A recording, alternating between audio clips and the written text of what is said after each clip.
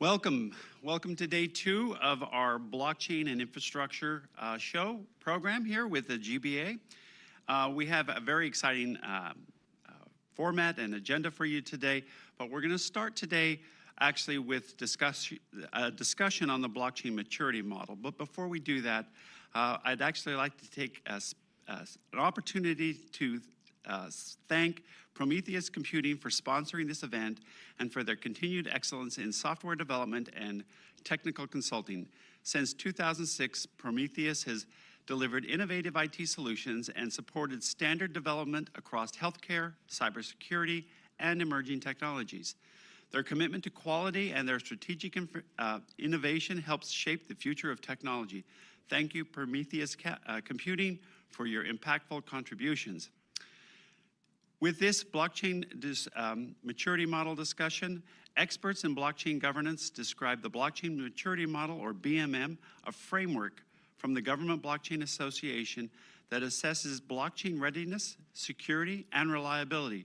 Gerard Dache, GBA's executive director, will discuss how BMM supports the transparency and efficiency with his panelists. Thank you, Brian. So as Brian mentioned, my name is Gerard Dache. I am the executive director of the Government Blockchain Association. I want to take just a moment to tell you a little bit about the BMM, and then I'm going to have the panelists basically tell you a little bit about them, and I'm going to ask them some specific questions. So we, at the GBA, we had a number of our members come to us and say, we're having a hard time selling BMM to government. And I said, it's because we don't have a box to check. Right? They don't trust the blockchain because they've heard of Mt. Gox, they've heard of SBF and all money launderers, drug dealers, et cetera, et cetera.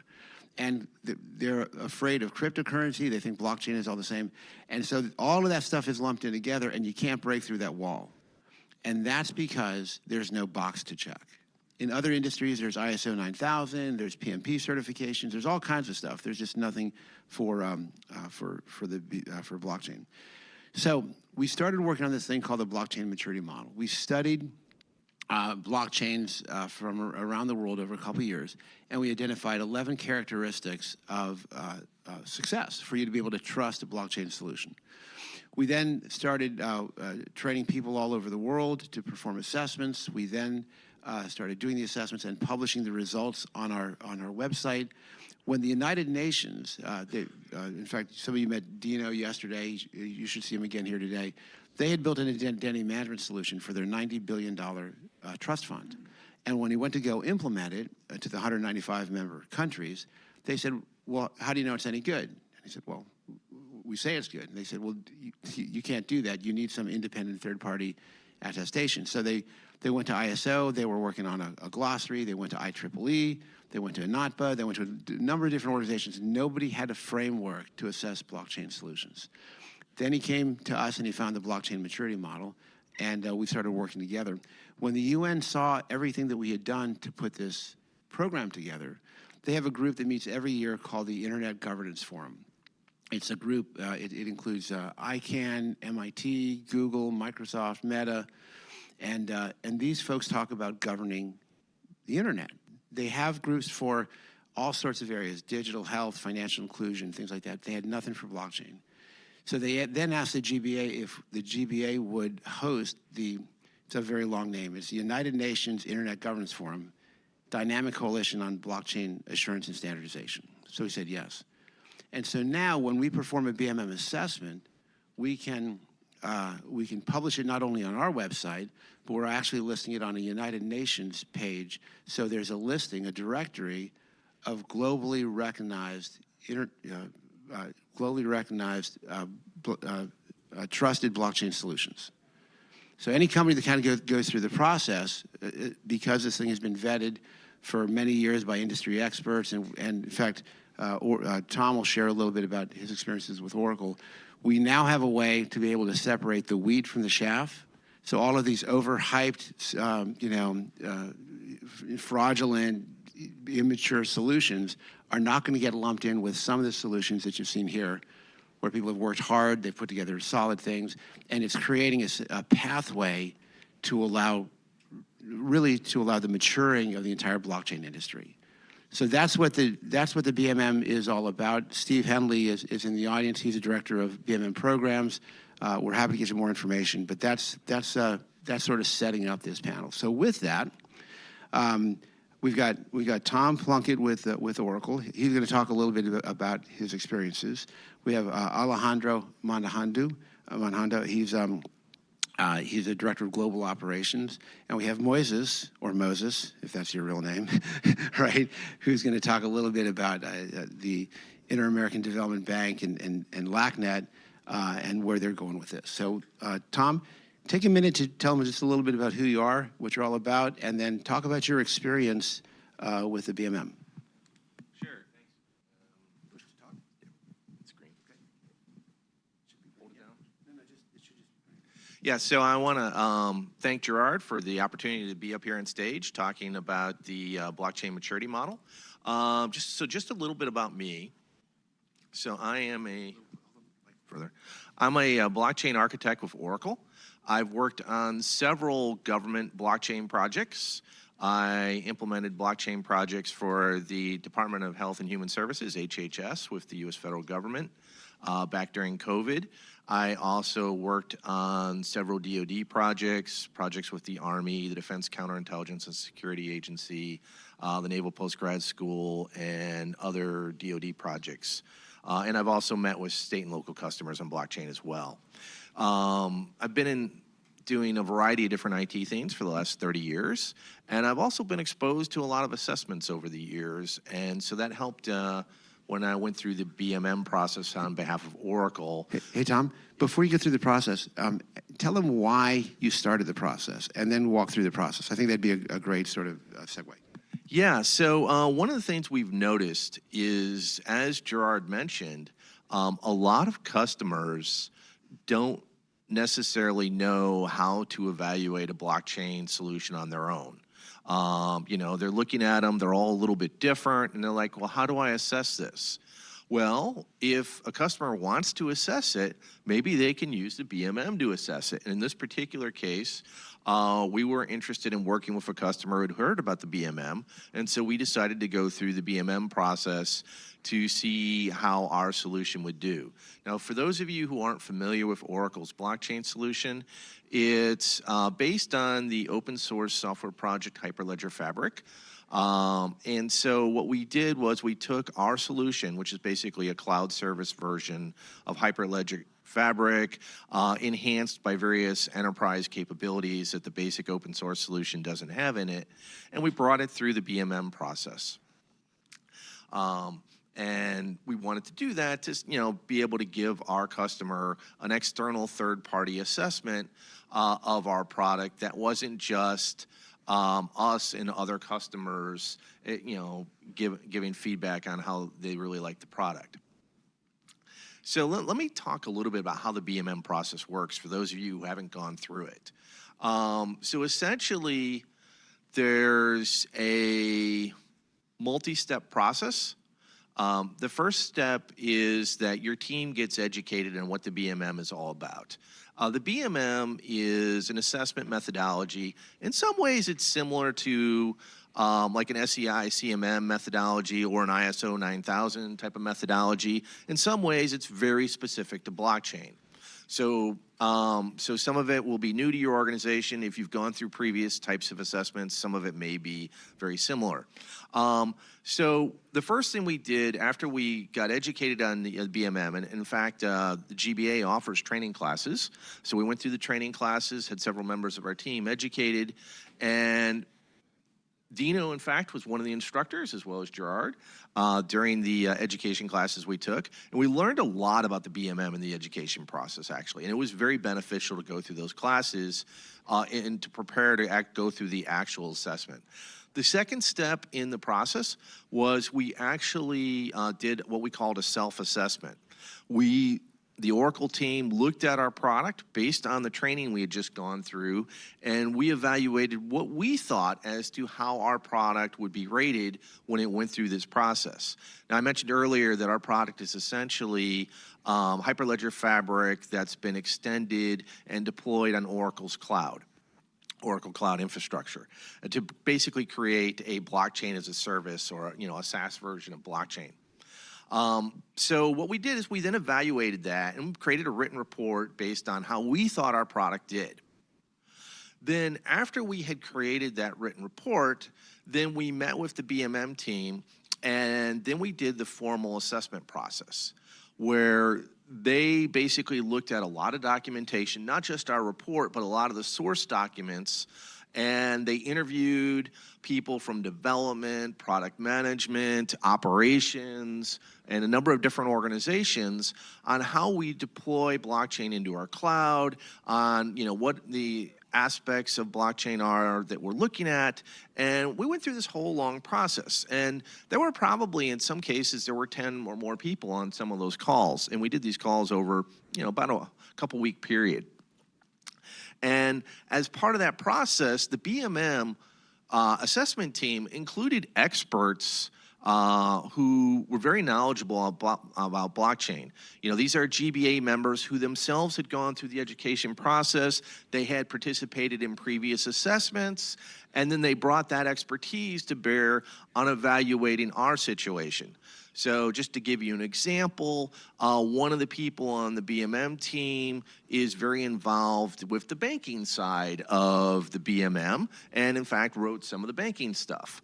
And so if you look at the different committees that the Government Blockchain Association has, many of those people who are heavily involved in the committees are heavily involved in the BMM as assessments for their relevant areas. Personally, because of my blockchain experience with HHS, I'm very interested in healthcare, and I know that the person who runs the healthcare committee is now doing healthcare assessments for BMM. That's Heather, in case you haven't met Heather. So there's a number of different resources that the BMM pulls on to build a BMM assessment team that's appropriate to your specific product. After we met with the various experts in the BMM and they asked our team various questions, the next step was the BMM assessment team kind of separated from us for a bit, and they built their final report, and then they delivered the final report to us. And I'll turn it over to Gerard at this point. All right, thank you. And there will be time for questions afterwards. So, Alejandro, can you share a little bit about actually, before you do, let me just make a comment. Some of the value that people get out of these assessments, really, there's two things. And Tom's solution was a very mature solution. But we've had a lot of folks come to us and they said, hey, we think we're BMM level 5. And we said, great. But now let me give you an example.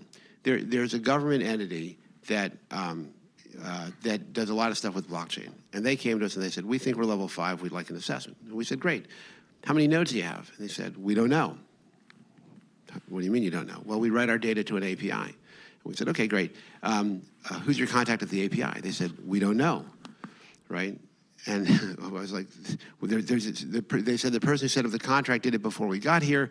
And I said, okay, well, great. Can we look at the contract? And we looked at the contract. It was a one-page service agreement.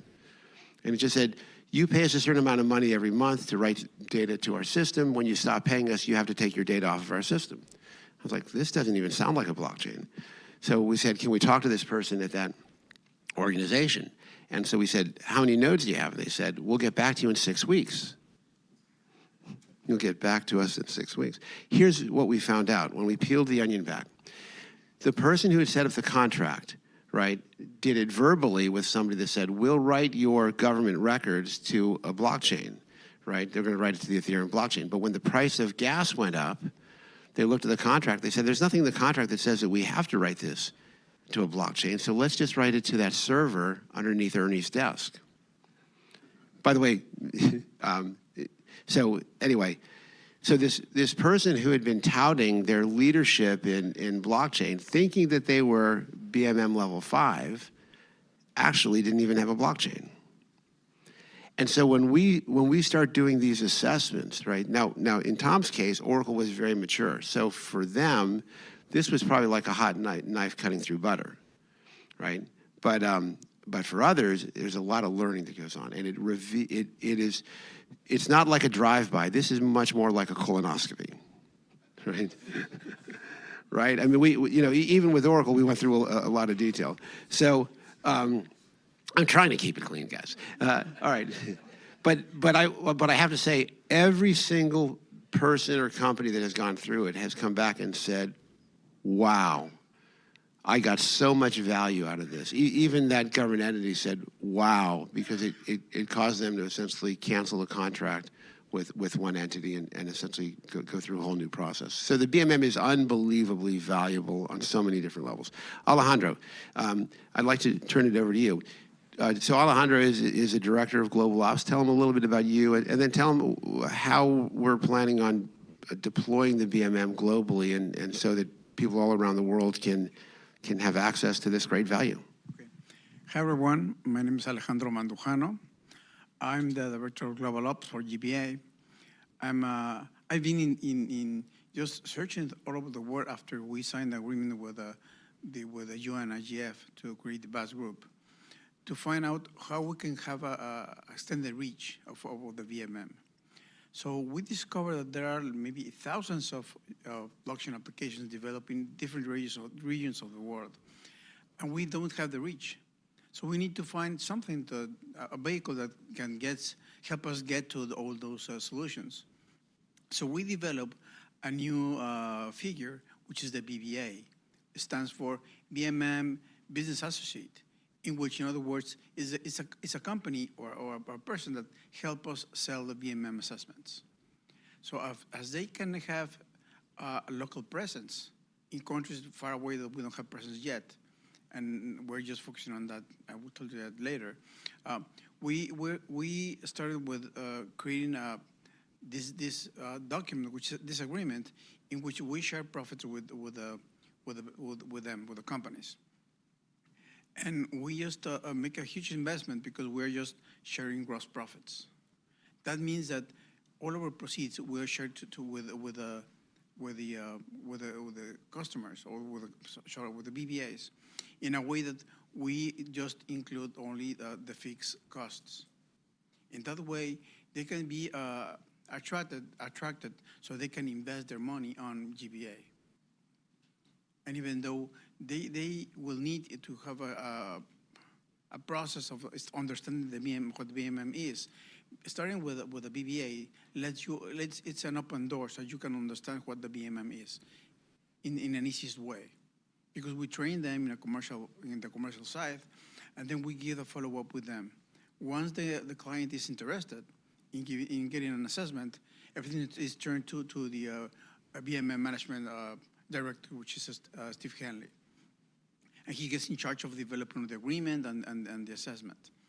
The most important part is we think that while we have companies that don't understand the BMM because it's quite complex, with this program we will just start and train them on the basics, understand how the process works, how it's the value of being assessed, how they can just transmit that idea to their clients in a way that they got convinced. We can do that, but just imagine that we have different time zones, and all day we'll be talking with everyone. We're having meetings from 9 in the morning or 5 in the morning to midnight because of all different time zones. So it's maybe you can do it once or twice, even a month. The point is you cannot sustain that operation. So with having this regional outreach, we can expand the BMM and also comply with the objectives of the BAS at the IGF. That means that we need to share with the people what the BMM is, because we are convinced, and that's the difference between GBA and all the ISO stuff that you have in the world. Because whenever you want to acquire an ISO, you have to standard. You have to buy it, to purchase it. And if I don't have the resources, I cannot buy it. So I cannot understand, I cannot learn more. And as blockchain is the centralization of information, we're thinking on what about if we talk about blockchain, about the centralization of knowledge to attain at the end the centralization of wealth, which is what we are talking all about. So in that way, we're going to touch any base and any company that wants to become a BBA and help them, enable them to to understand the BMM and share it with their clients. We've been just in the last month, we just launched the two regional chapters, which is Dubai, Spain, India, and probably is going to be APAC. So we're just investing hard on the infrastructure and just to let the people know what the BMM is. And Alejandro, you're also doing some work to translate the BMM in different languages, right? Spanish and Portuguese. And then we also have Long Do. I don't know if he's in the room with us or not. He's the new. He's going to be the new APAC leader. So he's going to take it all across Asia, Australia, through the Asia Pacific. So we have, and you're talking also to large companies, right? And I don't know if you should mention the companies by name, but some of these agreements that Alejandro is in process right now are very, very large, top 3 or 4 accounting firms, legal firms. So globally recognized. Again, I can't mention specific names, but you would know their names instantly. So Alejandro has done incredible work at developing the partnerships and relationships with organizations around the world. One of them is in Central and South America. You want to tell them a little bit about that partnership, and then why don't you then introduce our last panelist? So in our search of what was going on in all the regions, we just touched base initially with Iberoamerica, because that's one of my other hats. So we knew that the Inter-American Development Bank has a division or a company named LACNet. And they created in LACNet like a blockchain ecosystem based on their Hyperledger Fabric? Besu. So sorry. And they are running like more than 200 different solutions already placed and working. There's some very valuable use cases, but they cannot assess their own solutions. So we say, we can help you guys. So that's when we signed last week. We finished after so many months, the BBI agreement, and that is going to be launched or announced next week. That we start working with LACNet. So yours. Okay, before the intro, I want to say that it's my first time in USA. So thanks, Gerard, for the invite and the GBA. I'm really loving it. So I'm Moises Gale from Barranquilla, Colombia. I've been in the blockchain space for around 5 years, working in different companies from software development agencies, venture capital, real-world asset tokenization companies. I'm currently as a partnership manager for LACNet. So LACNet is as Alejandro was mentioned, is a blockchain infrastructure technology built specifically for governments and public and private institutions. We have deployed more than 100 solutions in our network. And our main focus is a regional focus in Latin America and the Caribbean. We have impacted more than almost 10 million people in the region in different sectors: agriculture, ID, health, education, and finance, and so on. We also are part of ISO working groups. We have different standards compliance. We were named as the biggest public permission blockchain in 2022 by Hyperledger Foundation. And now with the BMM, as Alejandro was mentioning, and also what Tom talked about, all the process that companies have to go through the BMM, we see a lot of value, and we know that the BMM is a very good addition to our value proposition because, you know, every year when you see all these, for example, Deloitte reports, one of the things that's always increasing is the government interest into blockchain solutions, proof of concepts, test, what is blockchain, how we can deploy blockchain solutions in our governments, in our challenge. So there's where LACNet and the BMM can assist, because we can go now to our clients, to our governments, to our upcoming solution that maybe I will talk about that later, with not just a certification, because for me, BMM is not just a simple certification, it's much more, because with the 11 features it has, governance, security, interoperability, and so on, it allows you to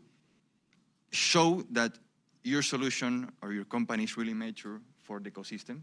The blockchain space is is really early because it's like 12, 15 years only in the space, crypto, other solutions, and so on.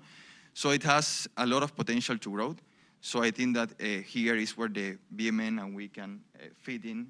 Also, to Alejandro was mentioned, different region. I think that with our help, Latin America can be another region that the BMM can also have a really good impact, because we also are part of, we are backed by the IDB, as Alejandro and Gerard were mentioned, but we're also part of a biggest ecosystem of 1,000 of institutional, public and private partners.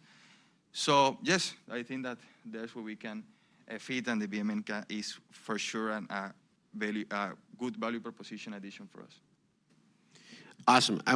There's a lot of stuff we could say. We've got a class on the weekend of, I think, what is it? It's November 15th and 16th, Steve, is that the date? Yeah, so we do have a 16th and 17th. It's a Saturday and Sunday. So if anybody's interested in taking that class. But let's open it up to questions, because we could talk about this all day, but I'd love to, we can't cover the subject in detail, so we might as well answer the questions that you have. So any questions about the BMM? There's one back there. Brian, you're gonna have to run, because I'm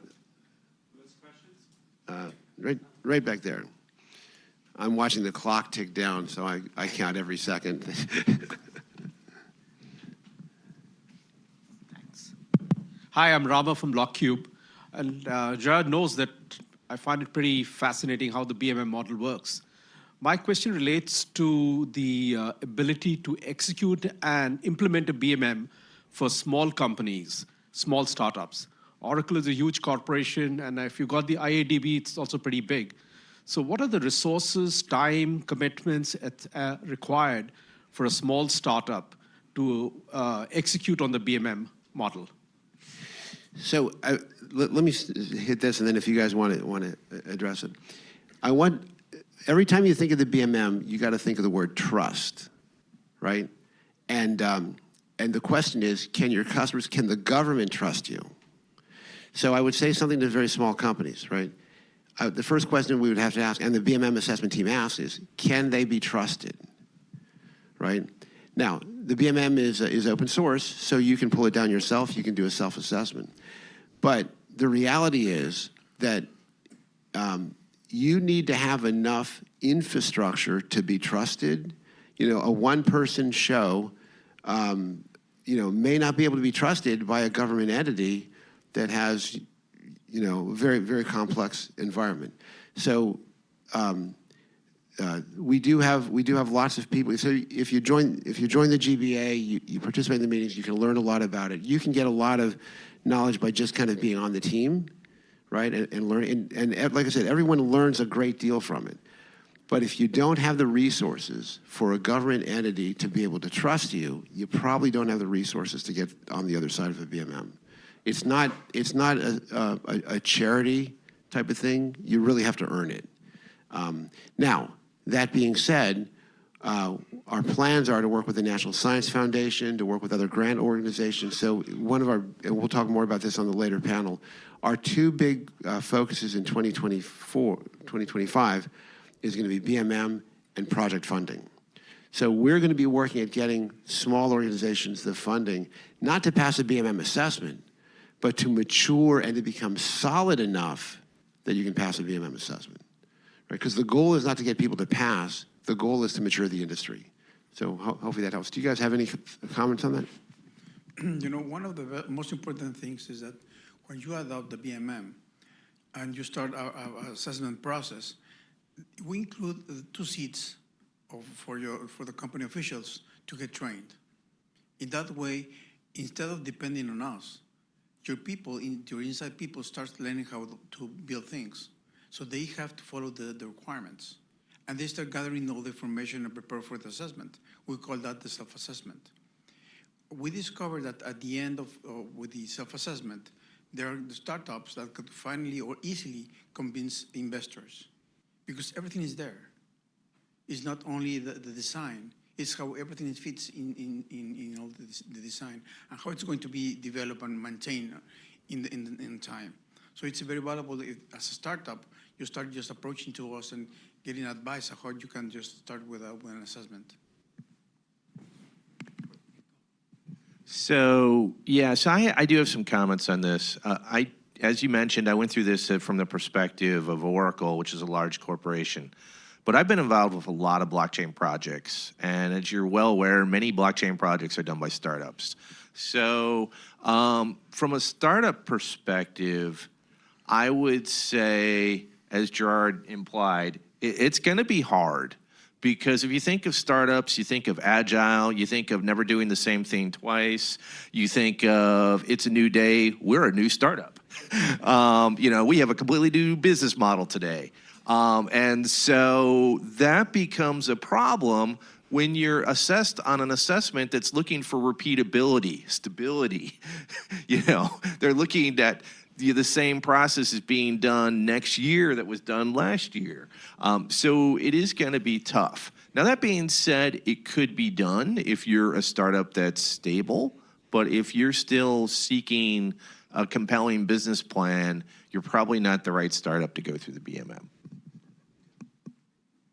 Yes, I want to add that at LACNet, we are constantly receiving startups, persons and companies with good ideas in the technology side. But you know that startup is not just the technology. There are some other areas that must be taken in account. So I think that's where the BMN, with all the features and incorporation of maturity models, fits to help these startups, not only with the grants, but also with the business development, with the business plan, to guarantee that they have cybersecurity risks attend and so on. So yes, I think that for startups, even we have at LACNet an approach where we have a testnet network. So they have a free trial with our network, and they can do proof of concept in our testnet, while in parallel they can assist those other challenges they have, but they can build MVPs and they can build proof of concept in the network while they take care of all this other stuff. Yeah, let me say one thing, then Tom, I'll give it to you. I'm remiss to not say one thing specifically for startups. There's 5 levels of maturity, right? The first level of maturity, the first bar you have to get over, is it a good idea? Is the idea worth funding, right? So, a company like Oracle, the first BMM assessment we do is always the initial one, right? But a company like Oracle, I would expect to get to level 5 right away. In fact, we probably should do, we haven't talked about it in detail, but we should probably do an assessment of Oracle. They should get to level 5. If they can't get to level 5, if Oracle can't get to level 5, that's the problem. You probably ought to think twice about using them, seriously, right? However, level 1 is intended to be, hey, I'm a startup, I got a good idea. And the bar that you have to cross at level 1 is that idea worth funding, right? Is it good enough to get investor or research and development funds? The second level is, have they really thought it through? Have they really kind of worked out all the details? Is it a good plan, right? The third level is it mature enough to be a proof of concept? The fourth level, is it mature enough to go into production? The fifth, is it mature enough to be rolled out at a global or scale up enterprise level, right? And so for a startup, you should go for level 1. It ought to be, we intentionally made level 1 very easy for somebody to hit, right? Because we honestly thought the industry's not very mature. I was shocked when people started coming to us and they couldn't even get to level 1. They literally had to do some work to get to level 1. And because most of them what they did is they created a pitch deck, they got a bunch of investment, they started building, and they attracted money by saying sparkle, sparkle magic words, right? MIT advisors, zero knowledge proof, right? Oh, this stuff is so sophisticated, you investors can't even understand it, but we've got really, really smart people, right? Most of the time, those smart people didn't even know that they were listed on the website, right? And so what we basically say at level 1 is, have you documented your concept? Is your concept laid out? Have you thought about the legal aspects? Have you thought about the financial? How are you going to sustain? What's your tokenomics model going to be, right? Have you thought about disaster recovery? Have you thought about security, right? And at level 1, you don't have to build anything. You just have to be able to demonstrate to an assessment team that, you know what, we know what we're doing. That's it, right? So a lot of different answers to your question. I hope that was helpful. Tom, did you want to say something? mostly I want to say me too, but I really want to hammer home one of the points Gerard made, which is that the first level of the assessment is a documentation assessment. Now, that's actually a problem for a startup that only has a slide deck. So they would actually have to write out their methodology, but it is something they could do. It's like you have the list of requirements. You could go through and write up a cybersecurity policy. You could go through and write up, your failover and your disaster recovery policy. You could go through and write up all the policies to pass that assessment. And I see we have another question out there. Okay, so I've got a question over here. So there was a question on YouTube. I'm Mike Wise with the IoT Sandbox. There's a question on YouTube about bringing the BMM to Chile. So Chile, can you? Okay. We're doing two things in Latin America. The first one is we're start talking with governments and advising them if there's a huge problem, how they can just cover it through blockchain. We did that in several countries for both in the last year. Now we're focusing more with governments in the energy part with Argentina. And in Chile, we have just partnered with a university, the University of Santiago, I believe so. And we're going to start training the researchers. And also they have contact with some government officials. So we're just going to start working with them also.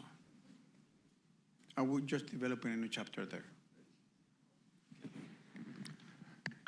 Hello, good morning, everyone. My name's Kevin Jackson, Director of the National DigiFoundry. One of the things, the question I want to ask, sort of to link it, the blockchain maturity model, to the topic of the conference, and that's decentralized infrastructure. You mentioned the important or operative word was trust. So my question is decentralized a critical or required component of trust? And this is important when you're talking about an infrastructure. If you have a one-person shop that has a server under their desk, it's not decentralized, there's no backup, how can you trust that? Right. Similarly, how can you trust a large global cloud service provider that can shut you down at any time for any reason? Yeah, let me take that, Tom. I'm sure you're going to want to have a comment on that as well. All right, so the very first, when the BMM was built, it was built on principles. So we went all the way back to, many of you may know, Scott Sternetto, right, who put the first, he and his research partner, Stuart Haber, put the first blockchain into production.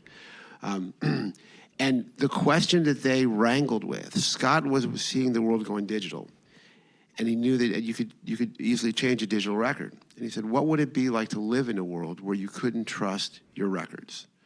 So so he came up with the concept of blockchain in 1991. They put the, I think they put the New York Times on it, right? So there's a copy of the New York Times ever going all the way back. That's why I think the New York Times is referred to as the paper of record, because it's on an immutable ledger, right? But that issue was trust. Now, when we perform a BMM assessment, the very first element is distribution. And you can be sort of centralized at level 1, right? Because most people do start that way. That's a level of maturity. But you can't get to the higher levels that way, right? You've got to decentralize.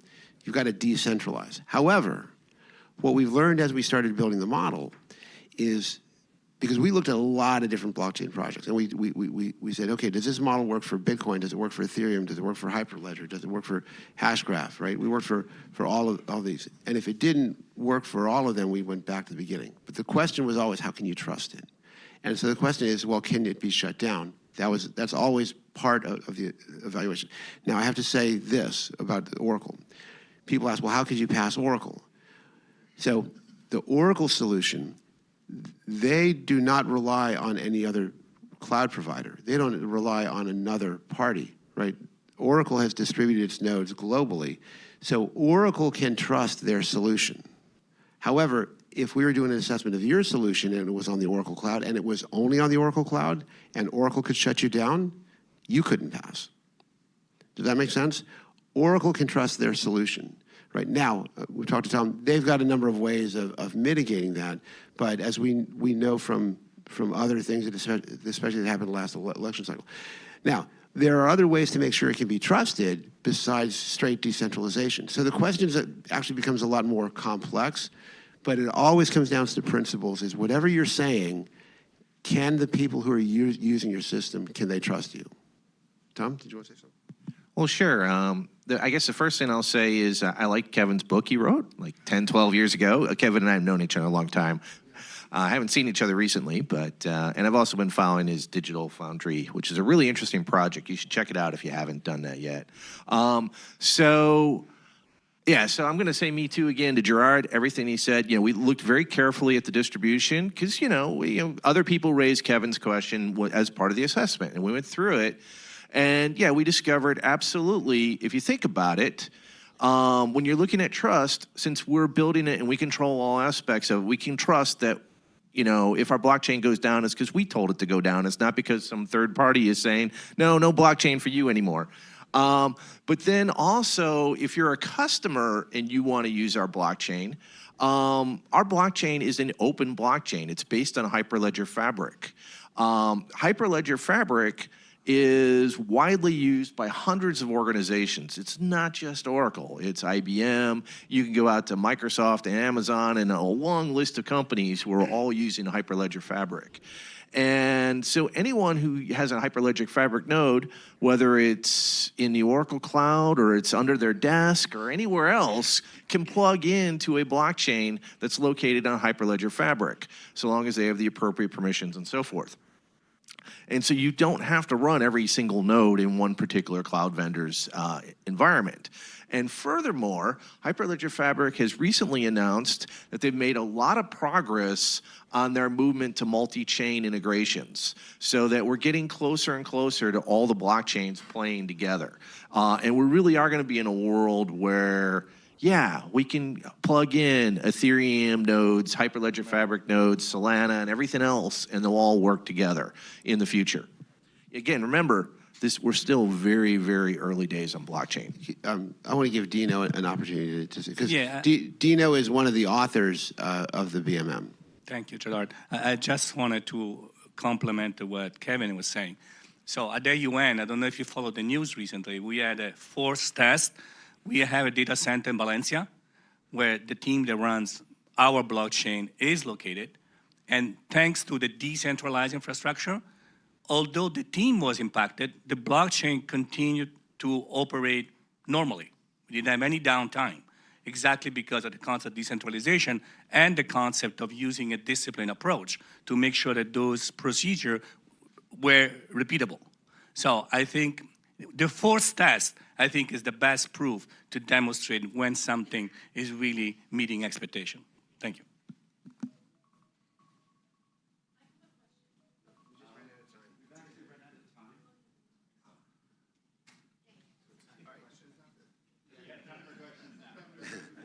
All right. So listen, I'd like to thank the panelists for this. You guys have been a great audience, guys. There are QR codes all around the tables. If you have any questions, send an email to bmm@gbaglobal.org, and we would be happy to answer those questions. All right. Thank you very much.